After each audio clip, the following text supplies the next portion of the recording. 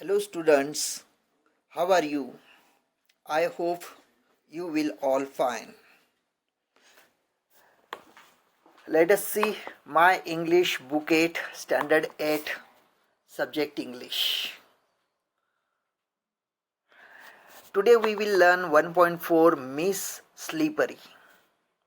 In the warming up, chit chat activity is there, and in the chit chat activity the first question for you, do you argue with your friends and why? तुम्ही तुमच्या friends बरोबर argue करतात का? तर आपण sometimes argue करतो, कधी कधी आर्ग्यू करतो ना. आर्ग्यू म्हणजे काय? वादविवाद. लिहून घ्या. अँड वाय, का करतो? कारण आपण त्याच्या पॉइंट्सला डिसएग्री असतो. तो जे मांडतो त्याला आपण काय करतो? डिसएग्री असतो, आपण त्याला कबूल होत नाही, म्हणून आपण त्याच्याबरोबर आर्ग्युमेंट करत असतो. Second question, do you stop your arguments after some time or continue it for a long time? आपण मित्राबरोबर झालेला आर्ग्युमेंट थांबवतो की राहू देतो? तर आपण स्टॉप करतो आफ्टर सम टाइम. कधी कधी आपण थांबवतो. Why do people quarrel fight? लोक का कॉरल करतात रे? भांडण का करतात? फाईट का करतात? कारण आपल्याला नॉट लाईक अदर्स ओपिनियन और पॉइंट्स, कारण त्यांची ओपिनियन आवडत नाही म्हणून. डू वी फॉरगिव्ह और punish our dear ones after their mistakes? आपल्या जवळच्या नातेवाईकांना आपण फॉरगिव्ह केलं पाहिजे का? फॉरगिव्ह म्हणजे काय? माफ केलं पाहिजे का? तर हो, yes. What do you feel after quarrel with dear ones? त्यांच्याबरोबर कॉरल करून आपल्याला कसं वाटतं रे? सॅड आणि अशेम, दुःख वाटतं है ना, लाज वाटते आपल्याला त्यांच्याबरोबर कॉरल करताना. In the second activity, think over the following and tick mark the proper opinion as per your choice. आता तुम्हाला इथं नीट उत्तर द्यायची आहेत. Do your classmates tease, trouble and avoid you? तुमचे जे क्लासमेट्स असतात म्हणजे वर्गातले मित्र असतात ते तुम्हाला टीज करतात का? टीज म्हणजे चिडवणे, ट्रबल म्हणजे त्रास देणे, किंवा तुम्हाला अवॉइड करतात का? अवॉइड म्हणजे काय? टाळतात का? यस असेल तर यसला टिक करा, नो असेल तर नोला टिक करा, किंवा काही वेळेस समटाइम्स असं वाटत असेल तर समटाइम्सला टिक करा. हे तुमचं तुम्ही करायचं आहे. Second question, do you with your friends also tease, trouble or give names to any of your classmates? तुम्ही पण तुमच्या मित्रासारखं दुसऱ्यांना चिडवतात का? ट्रबल करतात का? किंवा दुसऱ्यांना नावं ठेवतात का? तर yes, no, sometimes, it is your choice. ती तुमची चॉईस आहे, करतात की नाही करत. का तुम्ही त्या मित्रांबरोबर राहतात जे दुसऱ्याला चिडवतात? त्यांच्याबरोबर राहणं सुद्धा गुन्हा असतो, आपण पण त्यांच्यात एक असतो. सी प्रश्न काय दिलाय? How do you handle the टीजिंग? समजा तुम्हाला टीजिंग केलं, चिडवलं कोणी, तर तुम्ही ते हँडल कसं करतात? काय काय म्हणून ते तुम्ही ते टाळतात, किंवा काय त्याला रिप्लाय कसा देतात? टीजिंग रिस्पॉन्स कसा देतात? How do you handle your self Wien punished in class? समजा तुम्हाला क्लासमध्ये पनिशमेंट झाली, मग तुम्ही कसे वागतात? क्राय होतात, रडतात, गेट अँग्री, राग येतो तुम्हाला फार, डिसाईड टू चेंज, का बदलायचं ठरवतात की आजपासून आपण असं नाही करायचं? या गोष्टी बघितल्या पाहिजे. लास्ट क्वेश्चन काय म्हटलंय? What is the best way to react when others trouble insult you? काय बेस्ट वे जेव्हा दुसरे त्रास देतात किंवा इन्सल्ट करतात? टेक रिव्हेंज, बदला घ्यायचा का? इग्नोर देम टोटली, त्यांना दुर्लक्ष करायचं का? किंवा बिकम डिप्रेस, निराश व्हायचं? काही नन ऑफ देम, याच्यापैकी काहीच नाही. मित्रांनो, ही ॲक्टिव्हिटी खूप छान आहे. याच्यावर विचार केला तर तुम्हाला खूप काही शिकायला मिळेल की आपण पेशन्स कसं असलं पाहिजे, टिकवलं पाहिजे है ना, किंवा इग्नोर केलं पाहिजे, कोणाला टीजिंग करायचं नाही, कोणाला ट्रबल स्वतःहून द्यायचा नाही, कोणाला नावं ठेवायची नाहीत, आणि कोणी आपल्याला ठेवलं तर आपण कसं शांत बसायचं, ती सिच्युएशन कशी हँडल करायची, टीचरकडे कंप्लेंट करायची का रडत बसायचं, का इग्नोर करायचं? इग्नोर म्हणजे दुर्लक्ष करणे. कधी पण बदला घेण्याचा विचार आपल्या मनामध्ये यायला नको. रिवेंज. रिवेंज म्हणजे बदला घेणे. ही गोष्ट तुम्ही इथं शिकणार आहात. नेक्स्ट आपण दुसरी ॲक्टिव्हिटी एक आहे, rewrite using proper pronunciation marks and capital letters. आता तुम्हाला हे बघा, कुठल्याही वाक्याची सुरुवात कॅपिटल लेटरने होते. पहिलं वाक्य बघा, अमरचा ए कॅपिटल असेल, अमर सेड. आता हे वाक्य डायरेक्ट स्पीचमध्ये आहे म्हणून सेड नंतर कॉमा आणि कॉमा नंतर पुढे काय येत असतो, डबल इन्व्हर्टेड कॉमा. ठीक आहे ना. त्याच्यानंतर मध्ये वाक्य आय हा नेहमी कॅपिटल असतो. I could not complete my geography homework. Geography हा प्रॉपर नाऊन वर्ड आहे, त्याच्यामुळे तो कॅपिटल असला पाहिजे. होमवर्क नंतर फुल स्टॉप आणि double complete. Why, W capital. Why did you go to Nagpur. Nagpur proper noun आहे, त्याच्यामुळे कॅपिटल. शेवटी प्रश्नचिन्ह, प्रश्न आहे म्हणून. तिसरं सेंटेन्स काय आहे बघूया आपण. दचा T capital. President of India proper आहे, त्याच्यामुळे प्रेसिडेंटचा पी आणि इंडियाचा I capital.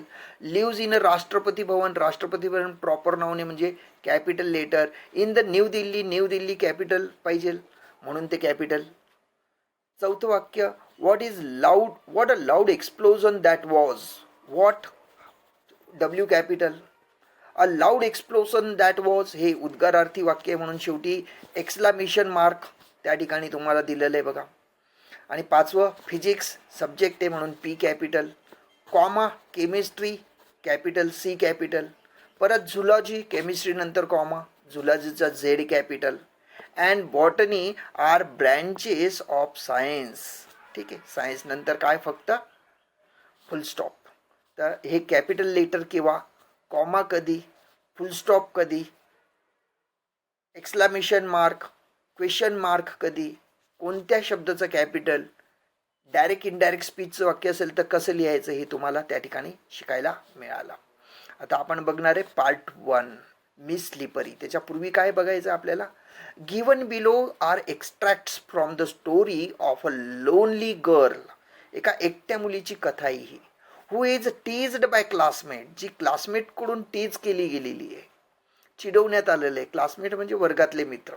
In school, because she is upset and unnerved due to the certain problems. प्रत्येकाला घरचे काही प्रॉब्लेम्स असतात, त्याच्यामुळे ती नर्वस आहे. At home she is unable to do any task well. कोणतेही काम तिच्या हातून बरोबर होत नाही. The story tells us what happens next. आणि अशा मुलींच्या बाबतीत किंवा अशा मुलांच्या बाबतीत पुढे काय होतं किंवा स्टोरी कशी घडली हे आपण पार्ट 1 मध्ये पाहणार आहोत. तर तुम्हाला हे कळालं असेल की ही एका लोनली गर्लची कहाणी आहे. तिच्याबद्दल आपल्याला हा पॅसेज देण्यात आलेला आहे.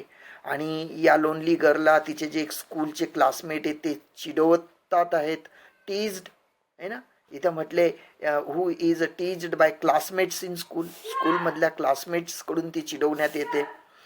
बिकॉज शी इज अपसेट, कारण ती अपसेट आहे, नाराज आहे. अननर्व, तिचं मन लागत नाही आहे. Due to certain problems at home, कारण घरातील काही प्रॉब्लेम्स तिला आहेत आणि म्हणून ती अपसेट आहेत. ठीक आहे, तर आपण लेट स्टार्ट पार्ट 1.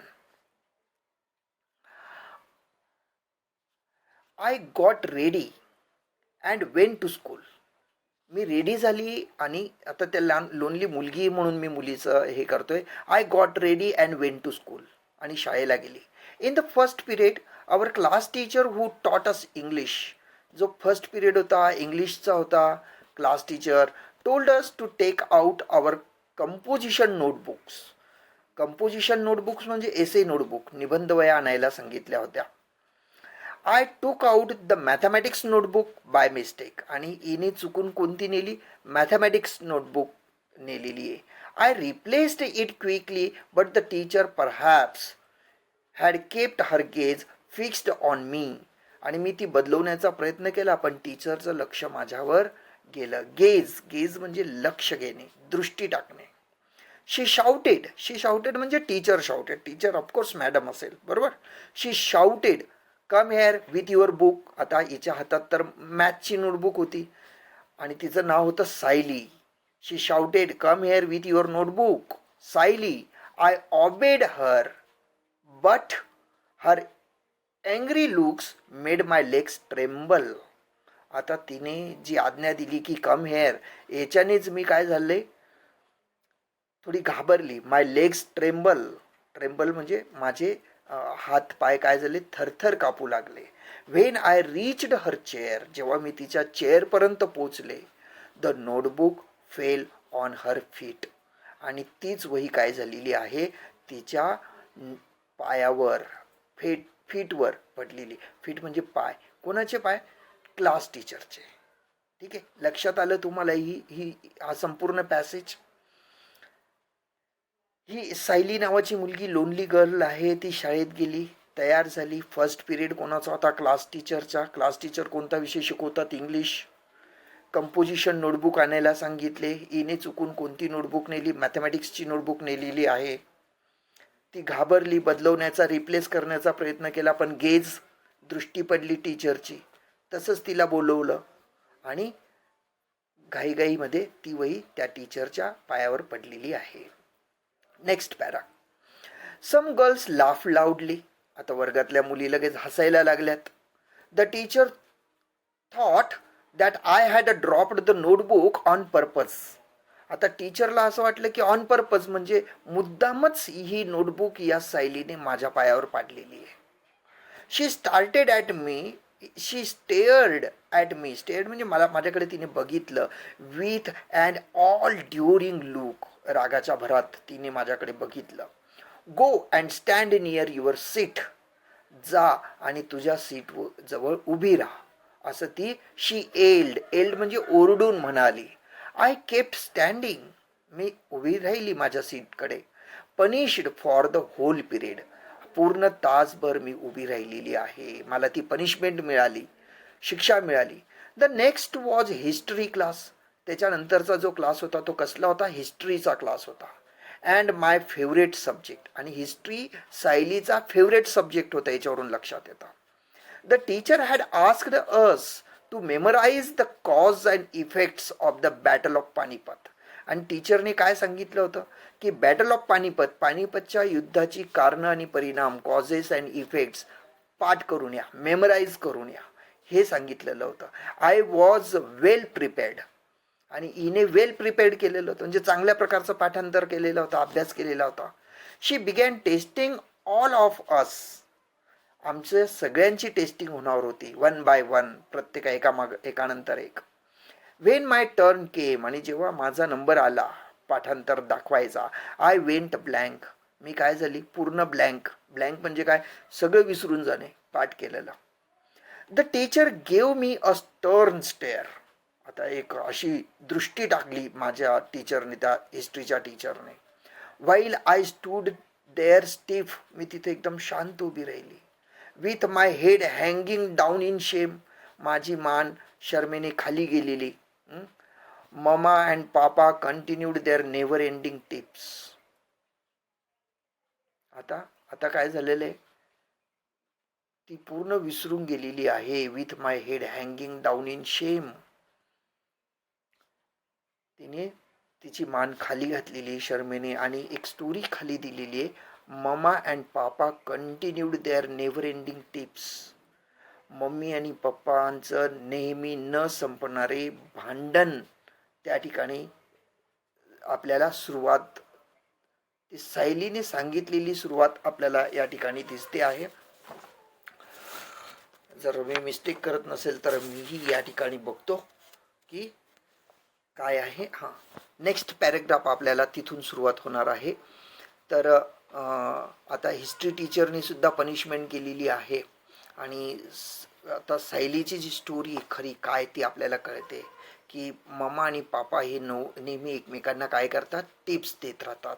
म्हणजे काय? ते टोमणे मारत असतात एकमेकांना. Papa used every opportunity to express his annoyance. पप्पा पण एक पण अपॉर्च्युनिटी, संधी सोडत नाहीत तिरस्कार करण्याची मम्मीच्या. आणि mama on her part did not allow any such occasion to sleep without turning it into a vociferous coral. आणि ते भांडण वाढवण्याचा पण प्रयत्न मम्मी पण करत असते. कोणीही माघार घेत नाही. ही घराघरातली कहाणी आहे. प्रत्येकजण मम्मी असेल किंवा पप्पा असेल आपल्या घरामध्ये भांडणं होत राहतात. मम्मी आणि पप्पाची भांडणं होतच राहतात. पण कोणीतरी एकाने जर शांतता घेतली तर ते भांडणं काय होतात, कमी होतात. परंतु काही ठिकाणी ते भांडणं खूप टोकाला जात असतात आणि याचा जो परिणाम असतो ना तो आपल्या विद्यार्थ्यांवरच्या मनावर होत असतो. ठीक आहे. आणखी काय सांगितलंय, quarrel was between the two, त्या दोघांमधलं जे भांडण आहे, but the punishment inevitably descended on a third one. Third one म्हणजे त्यांची पनिशमेंट कोणाला मिळते, तिसऱ्याला, आपोआप तिसऱ्याला मिळते. घरात दोघांची भांडणं सुरू झाली की तिसऱ्याला त्याची पनिशमेंट मिळत असते किंवा आपोआप पनिशमेंट मिळत असते. That is me at school. आणि ती मी होती म्हणजे ही सायली होती. मम्मी पप्पाचं भांडण घरात व्हायचं, पण शिक्षा मला घरात पण व्हायची आणि शाळेत पण व्हायची. Wherever and whenever I heard raised voices I felt as if mama and papa. आता या ओरडण्याचा, I heard raised voices, raised voices म्हणजे मोठ्याने ओरडलेला जो आवाज होता ना, ही सायलीने ऐकला की तिला काय व्हायचं, चक्कर यायची किंवा थरकाप उडायचा. Were quarreling, mama and papa were quarreling, sometimes even in the midst of silence. कधी कधी एकदम शांतता असताना सुद्धा ममाज स्क्रीम्स म्हणजे मम्मीची आरोळी, किंचाळी, came piercing through my ears, माझ्या कानात गुंजायची. And whenever I heard mama's high pitched yells, जेव्हा जेव्हा मी मम्मीची मोठ्याने किंचाळी ऐकेल, एल्स म्हणजे मोठ्याने ओरडलेली दिलेली हाक, किंचाळी, माय लेग्स क्युवर्ड, क्युवर्ड म्हणजे ट्रेम्बल्ड, हिचे पाय काय व्हायचे, थरथर कापायचे. क्युवर्ड, ट्रेम्बल, अशी ही घाबरून गेलेली सायली होती घरातल्या भांडणामुळे. One day I was coming down the school stairs, एके दिवशी तर मी स्कूलच्या स्टेअर्समध्ये, स्टेअर्स म्हणजे पायऱ्यांवरून उतरत होती, कमिंग डाऊन.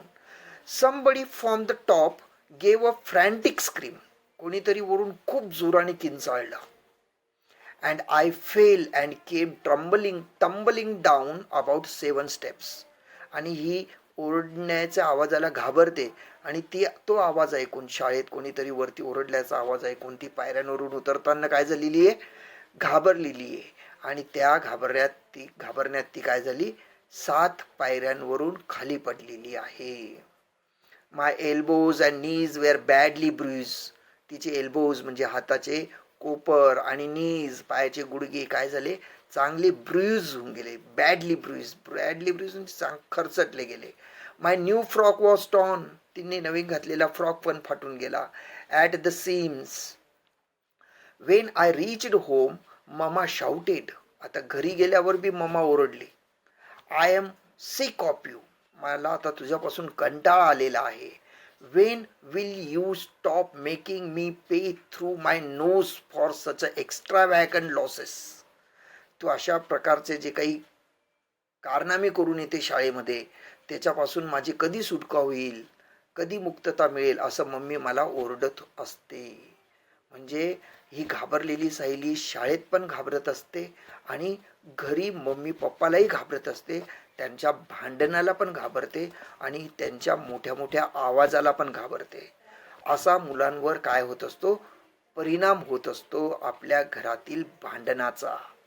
म्हणून आपल्याला काय करावं लागेल, आपल्या मम्मी पप्पाचं जरी घरात भांडण होत असेल तरी आपण शांत बसलं पाहिजे, आपल्या अभ्यासावर त्याचा परिणाम नको आणि आपण त्यांच्या मध्ये पण पडलं नाही पाहिजे. वेळ आल्यावर एकाला समजून सांगितलं पाहिजे, ही आपली या ठिकाणी भूमिका असली पाहिजे मित्रांनो. कारण भांडणं हे प्रत्येकाच्या घरात असतात, थोडे जास्त प्रमाण कुठे कमी असतं, कुठे जास्त असतात, परंतु तुम्ही आम्ही आता या धड्यातून पॅरेग्राफमधून हीच शिकवण घ्यायची आहे. Next, mother seized me by the arm, तिच्या आईने तिला असा हाताला पकडून घरात ओढलं. Give me a good jerk, एक झटका जोराचा दिला. And seated me on the bed, आणि मला पलंगावर बसवलं. She fetched and antiseptic lotion, तिने एक लोशन आणलं. लोशन म्हणजे मलम, अँटीसेप्टिक म्हणजे निर्जंतुक. करण्यासाठी जे मलम आपण लावतो जखमेवर ते आणलं and applied it to my elbow and knees, आणि माझ्या कोपर आणि गुडघ्यावर ते लावून दिलं. म्हणजे बघा, मम्मी पप्पा किती भांडखोर असले आणि मुलांना रागवत असले तरी आपल्या अडचणीच्या काळामध्ये ते आपली सेवा करत असतात. आपल्याला ते डॉक्टरकडे नेतात, आपला आजार बरा करतात, आपली काळजी घेतात. बट डिड नॉट हग मी, पण तिने मला प्रेमाने जवळ घेतलं नाही. Within me lingered an yearning that she would hold me and console me. Even if she had given me just a sympathetic pat, my smarting limbs would have been soothed. जर तिने एवढं थोडंसं जरी मला जवळ घेतलं असतं, माझं सांत्वन कन्सोल केलं असतं, तरी सुद्धा मला काय झालं असतं, थोडं बरं वाटलं असतं. सिम्पॅथॅटिक पॅट, तिने माझ्या पाठीवर जरी थाप दिली असती आणि सांगितलं असतं बेटा घाबरू नको, बरं होऊन जाईल, तर हे दुखणं काही वाटलं नसतं. परंतु तशा प्रकारचं मम्मीने न केल्यामुळे तिला जास्त दुःख झालेलं या ठिकाणी दिसतंय. माय यंगर ब्रदर, आता तिचा छोटा भाऊ younger brother was close by, जवळच होता. As mama walked away to the kitchen, जेव्हा मम्मी किचनकडे गेली, he came and sat beside me, तो माझ्या जवळ आला आणि बसला. He placed his little hand on my arm. त्याने माझा त्या आर्मवर, हातावर तो त्याचा हात ठेवला. अँड whispered, आणि हळूच कुजबुजला. Are you in great pain, तुला खूप त्रास होतोय का ताई? आय हग हिम, आणि मी त्याला प्रेमाने जवळ घेतलं त्याने एवढं जरी विचारल्यावर. Tight and started crying again, आणि मग तिला रडू आलं. I use to walk quite cautiously, at I would often stumble, मी फार हळू चालायची, एकदम सावकाश, कॉशियसली, कारण मला माहीत होतं की मी काय चालता चालता अडखळते.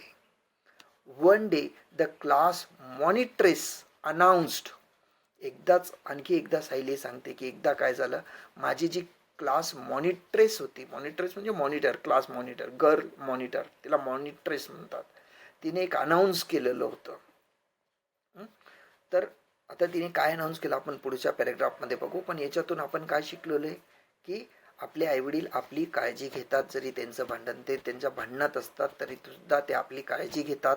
आपल्याला लागल्यापेक्षा त्यांनी जवळ जरी घेतलं तरी आपल्याला खूप मोठा दिलासा मिळतो, हे याच्यातून आपलं बघितलेलं आहे. आता आणखी एक याच्यात एक या पॅरेग्राफमध्ये आपण काय बघूया ते, we shall call her slippery. आता ही मॉनिटरने काय अनाऊन्स केलं इतर मुलींना की आपण या मुलीला स्लीपरी म्हणत जाऊ, कारण ती काय करते, स्लीप होते चालता चालता, है ना, पडून जाते ना, म्हणून तिला स्लीपरी म्हणायचं. Others sleep on wet ground, दुसरे वेट ग्राउंडवर म्हणजे ओल्या ग्राउंडवर पडतात. Sayali manages to sleep even on the dry land, ती ही कोरड्या जागेवर पण घसरून पडते, म्हणून हिला आजपासून आपण स्लीपरी म्हणू, असं क्लास मॉनिटरने दुसऱ्या मुलींना सांगून दिलं. That provided the other girls of the class new scope for fun. मग सगळ्यांना गंमतच आली. They teased me with the new title every day. Soon a verse was composed in my honor. आणि मग त्यांनी माझ्यावर कविताच केली. आता मुली चिडवायला लागल्या मला. स्लीपरी स्लीपरी स्लीपिंग विदाउट मग. Ask her the simplest question, no answer is your luck. I lived, म्हणजे अशा प्रकारची राईम्स त्यांनी बनवली सायलीवर की ही कशी मुलगी आहे, कशी पडते, अतिशय बेसावधपणे राहते.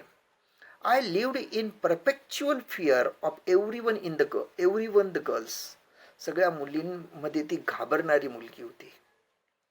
The teachers, the young and old, सगळ्यांमध्ये सगळे तिला चिडवायचे, लहान मोठे शाळेतले. When I was in class, जेव्हा मी क्लासमध्ये असते, आय डेअर्ड नॉट मूव्ह आउट, ती बाहेर सुद्धा निघत नसेल. आणि व्हेन आय वॉज आउटसाईड, जेव्हा ती बाहेर असते, I was afraid to reentering the class, आणि बाहेरून आत कसं जायचं याची तिला भीती वाटत असते. म्हणजे इतकी ती घाबरलेली होती. कोणाला? तिच्या मैत्रिणींना. Nor could I muster the courage to speak to anyone, आणि वर्गात ती कोणाशी बोलायची सुद्धा नाही, तिची हिंमत नाही व्हायची मुलींबरोबर बोलायची किंवा टीचर बरोबर बोलायची. ती सगळ्यांना घाबरायची आपल्या क्लासमधल्या, आणि क्लासची मुली त्याला चिडवायचेत. Slippery slippery sleeping without muck. Ask her the simplest question, no answer use your luck. म्हणजे ही मुलगी जी आहे ती खूप स्लीपरी आहे, नेहमी स्लीप होते. कुठलाही प्रश्न विचारा तिला तिचं उत्तर येत नाही, घाबरते, काही बोलत नाही. अशा घाबरणाऱ्या मुलांना वर्गात चिडवलं जातं. अशीच ही सायली पण चिडवली जात होती. पण सायली ते चिडवायला ती घाबरायची पण मनामध्ये. ती वर्गात असायची, बाहेर निघायची नाही, आणि बाहेर असली तर वर्गात जायची नाही, आणि ती कोणाशी बोलायची सुद्धा नाही. आपोआप मुलांवर असा परिणाम होत असतो. जेव्हा मुलं, आपल्या वर्गातली मुलं, लहान मोठी, टीचर किंवा इतर दुसरे छोटे मोठे आपल्याला चिडवतात, तर हा आपोआप आपल्या मनावर परिणाम झालेला असतो. आणखी एक गोष्ट आपण बघूया की पार्ट 2 मध्ये काय झालेलं आहे. आता पार्ट 2 मध्ये Sayali, the bell had already rung. आता आधीच बेल वाजलेली आहे. When I reached the school, शाळेत जाण्याच्या आधीच बेल वाजलेली आहे. The teacher was in the classroom, teacher classroom मध्ये आहेत. I sought permission to enter, सायलीने परमिशन मागितली आत येण्याची. The teacher over a frown on her face, but she let me enter and told me to see her.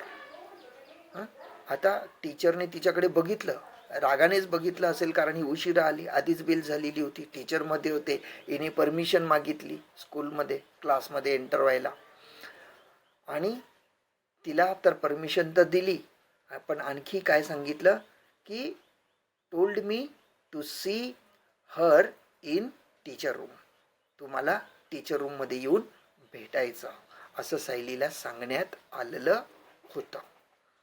आता कोणत्या teacher होत्या, काय होत्या, हे आपण पुढच्या पॅरेग्राफमध्ये बघणारच आहोत. The teacher room. After the class संपल्यानंतर her tone was not of annoyance or अँगर. तिचा जो शिक्षकीचा जो आवाज होता तो काही अनॉयन्स किंवा अँगर नव्हता, रागाने नव्हता किंवा तिरस्काराने नव्हता. It an unknown fear made me nervous. पण तरी हिला शिक्षकाची भीती वाटायची टीचर रूममध्ये जाण्याची. reassuring myself that she was a kind hearted teacher. तिला खात्री होती की ही जी टीचर आहे ही चांगली आहे, काइंड हार्टेड आहे, ही आपल्याला काही रागवणार नाही, मारणार नाही आपण उशिरा आलो म्हणून, असं तिला खात्री होती. And would not punish me, आणि मला ती पनिश पण नाही करणार, शिक्षा पण नाही करणार. I reached the teachers room with hesitant steps, आणि मी घाबरतच त्या टीचर रूमकडे गेलेली आहे. The teacher greeted me with a smile. पण बघितलं तर काय, टीचर तिला स्माइल देऊन तिने तिला आत घेतलं. And asked me to sit by her side, आणि तिच्या जवळ बसवलं स्माइल देऊन. आश्चर्याची गोष्ट आहे, जे सायलीला वाटत होतं तसं काही घडलं नाही, उलट टीचरने स्माइल केलेलं आहे. Her tender tone turned my size into soft.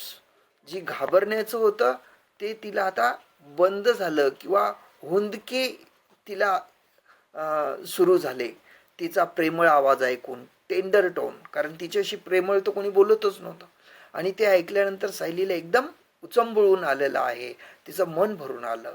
She pulled her chair close to mine. तिने तिची चेअर जी होती ती सुद्धा सायलीच्या जवळ सरकवली.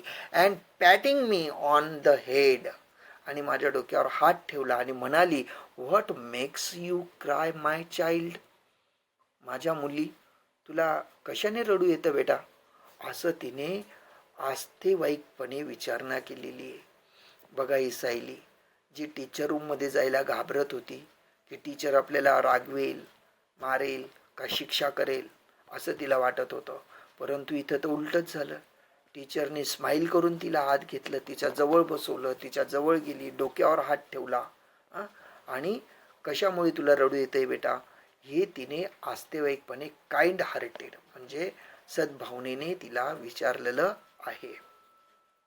याचा परिणाम काय झाला सायलीवर ते आता आपण पुन्हा बघणार आहोत. I haven't said a word to you. मी तुम्हाला एक शब्दही सांगितलेला नाहीये. After a brief pause she continued. आणि थोड्या वेळ थांबून सायलीने सांगायला सुरुवात केली. Tell me what your trouble is. तुझं दुःख काय ते सांग. Confide in me, for am I not like a sister to you. तू मला बहीण मानत नाही का? मी तुझी बहीण नाही का? मोठी बहीण नाही का? असं टीचरने तिला सांगितलं. A rare thrill ran through my entire frame. For a moment I felt I should cling to her and cry and cry. सुरुवातीला तर सायलीला असं वाटलं की मी या टीचरला धरून रडत बसावं, पक्क टीचरला पकडावं आणि खूप खूप रडावं. Of course I did not do so, आणि मी केलं नाही तसं. But I kept gazing at her and tearful eyes, with tearful eyes. पण माझ्या रडनेरच्या त्या डोळ्यांनीच मी त्या टीचरकडे बघितलं की टीचर किती चांगले आहेत, आपल्याला किती प्रेमाने सांगतायत. Tenderly teacher continued, do you know the meaning of दीदी. तुला माहिती का दीदी म्हणजे काय? इट मीन्स एल्डर सिस्टर, म्हणजे मोठी बहीण. Won't you tell your sister your troubles. मग तुझं ट्रबल्स तुझ्या दीदीला सांगणार नाही का? Amid sobs I said. आणि सांगता सांगताच हुंदके घेत होते, रडत पण होते. The girls keep teasing me. या मुली मला काय करतात? टीझिंग करतात, चिडवतात. शी लाफ्ड.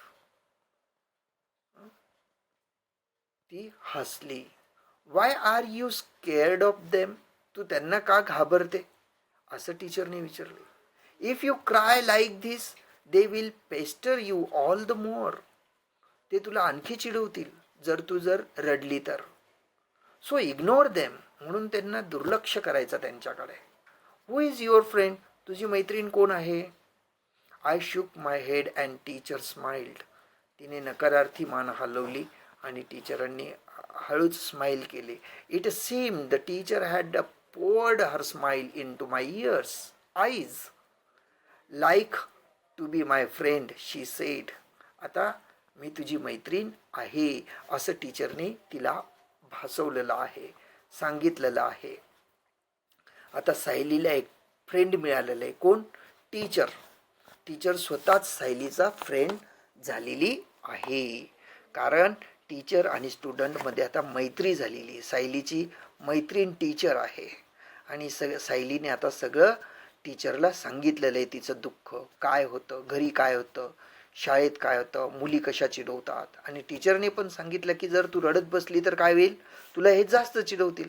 म्हणून तू काय केलं पाहिजे, एक तर त्यांना प्रत्युत्तर दिलं पाहिजे, नाही तर मग त्यांना इग्नोर करायचं, दुर्लक्ष करून टाकायचं. आपल्याला त्याचा त्रास होत नाही. असं जर आपण वागलं तर आपण आपल्यालाच सेफमध्ये ठेवत असतो. आणखी या पॅसेजमध्ये आपल्याला काय सांगितलंय की टीचरची भीती आपल्याला वाटत असते, आपल्या मनात टीचरची कल्पना तशी असते म्हणून. परंतु खरे टीचर तसे असतात का? नाही. ते आपल्याला आपल्या मुलाप्रमाणे, लहान भावा बहिणीप्रमाणे समजून घेण्याचा प्रयत्न करत असतात. म्हणून आपण विद्यार्थ्यांनी कुठल्याही टीचरला घाबरायचं नाही. आपण जर त्यांच्याशी व्यवस्थित, नीट, प्रेमाने आणि शिस्तीने त्यांच्याबरोबर वागलो तर तेही आपल्याला प्रेमाने आपल्याशी बोलत असतात, आपल्याला समजावून सांगत असतात. ही गोष्ट तुमच्या लक्षात ठेवावी लागेल. द बेल रँग. आता काय झालेलं आहे, शाळेची घंटा वाजलेली आहे. शी रोज. ती उठली. With a tender pat on my back she said, listen, you were a sister all right.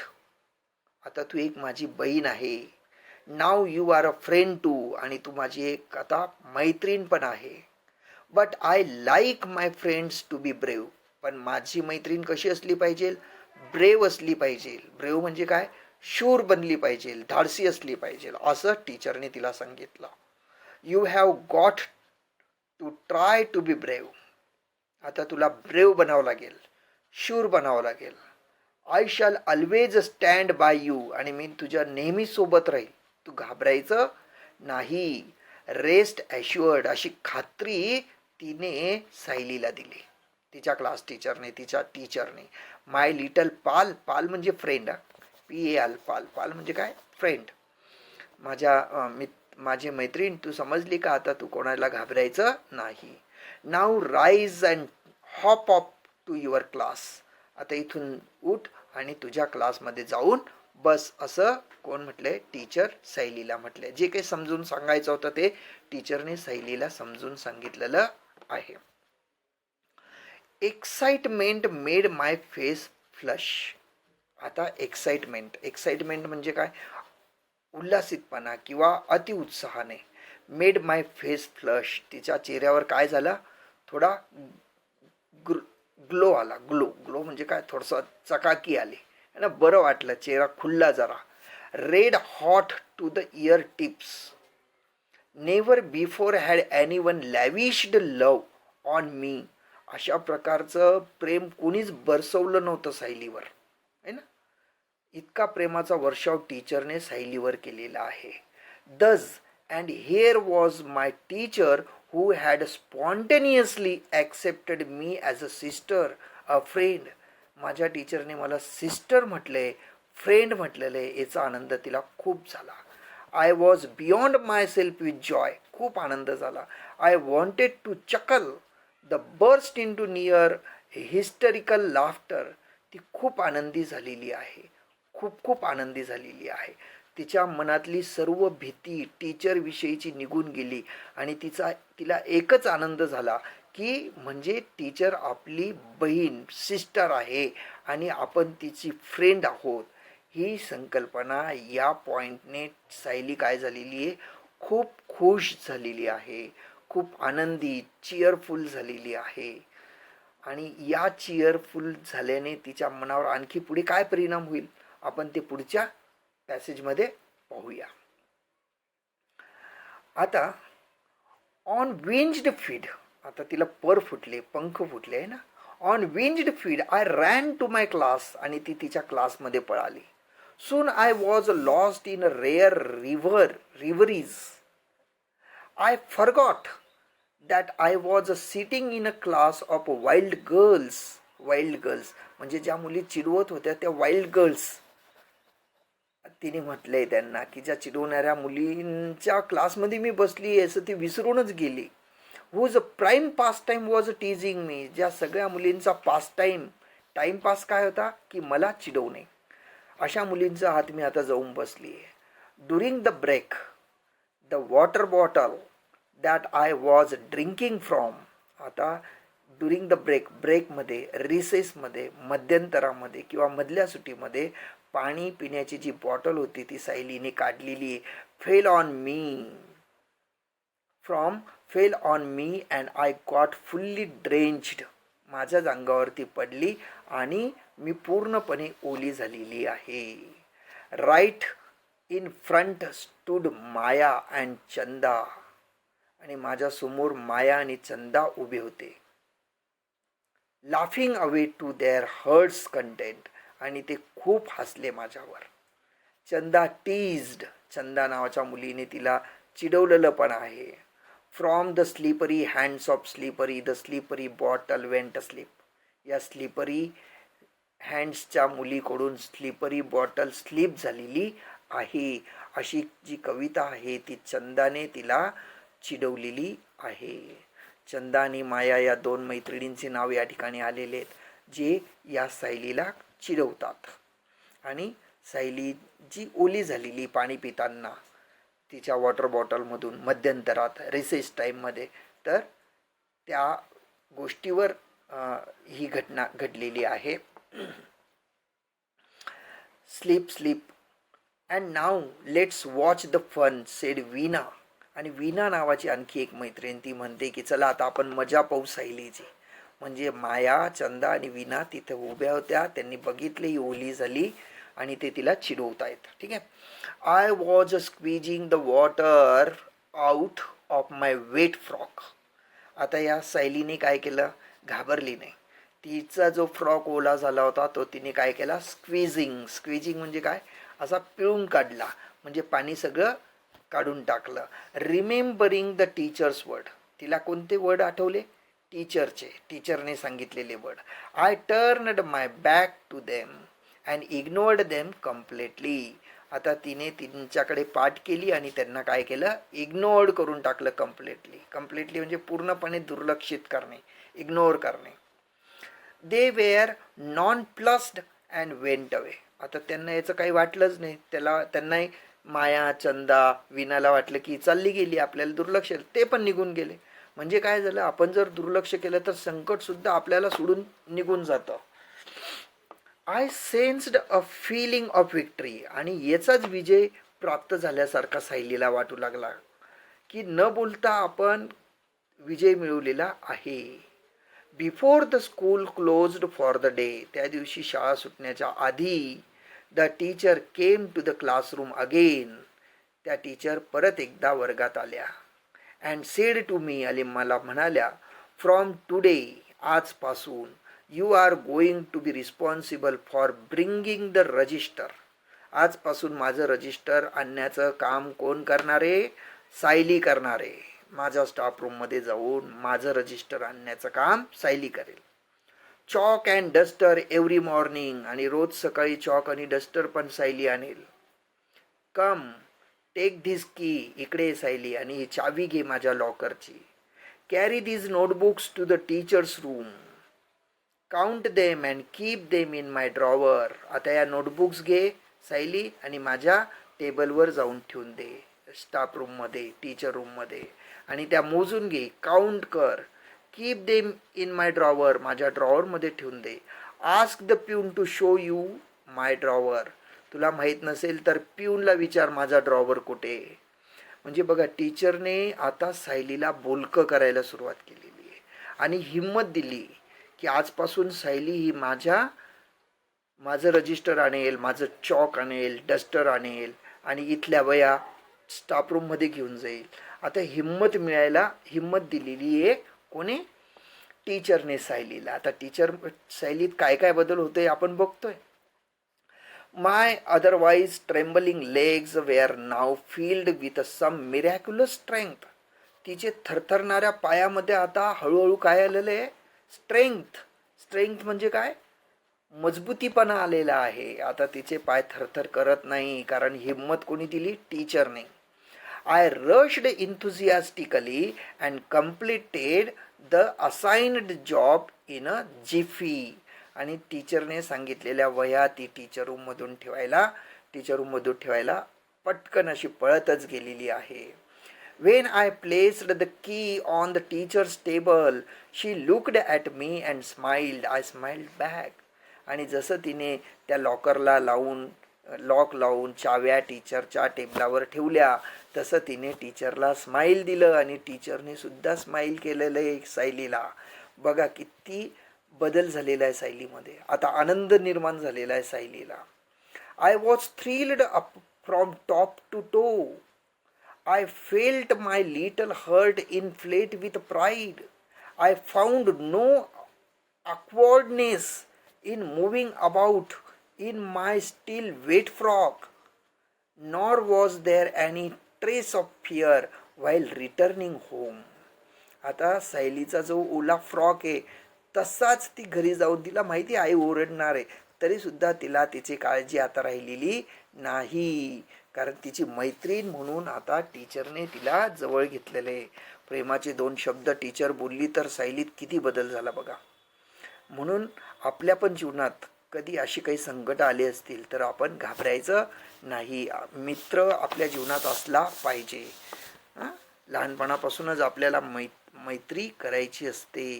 शेवटपर्यंत आपल्याला मित्र असणे गरजेचे आहे. मित्र आपल्या जीवनात कसा बदल करतात हे सायली आणि टीचरच्या त्या बिहेवियरवरून तुम्ही ओळखू शकतात, बघू शकतात.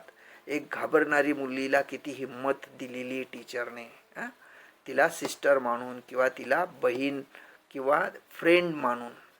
तर अशा प्रकारचं सायली किती हिंमत तिने दाखवलेली शेवटी हे आपल्याला दिसतं. आता आपण इंग्लिश वर्कशॉप त्याच्यावर बघूया.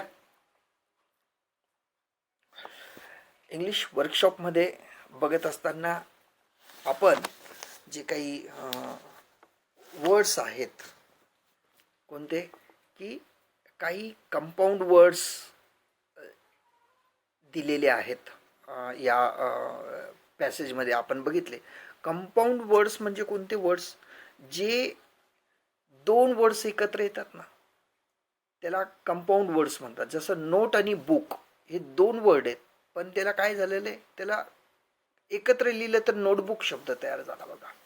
वेल आणि प्रिपेअर्ड दोन शब्द आहेत, पण त्याला वेल प्रिपेअर्ड केला तर एक नवीन शब्द तयार झाला. नेव्हर आणि एंडिंग वेगळे शब्द आहेत, पण नेव्हर एंडिंग केलं तर नवीन शब्द तयार झाला. वरती होमवर्क आणि काइंड हार्टेड तसे उदाहरणं दिलेत बघा. मग ते क्लासरूम असेल, टीचर रूम असेल, हे जे वर्ड्स आहेत हे दोन दोन वेगवेगळे होते, पण त्याला एकत्र आणलेलं आहे. काइंड हार्टेड हे जे वर्ड्स आहेत ना, हे दोन वेगवेगळे होते, पण त्यांनी एकत्र केलं तर एक नवीन प्रकारचा शब्द तयार होतो.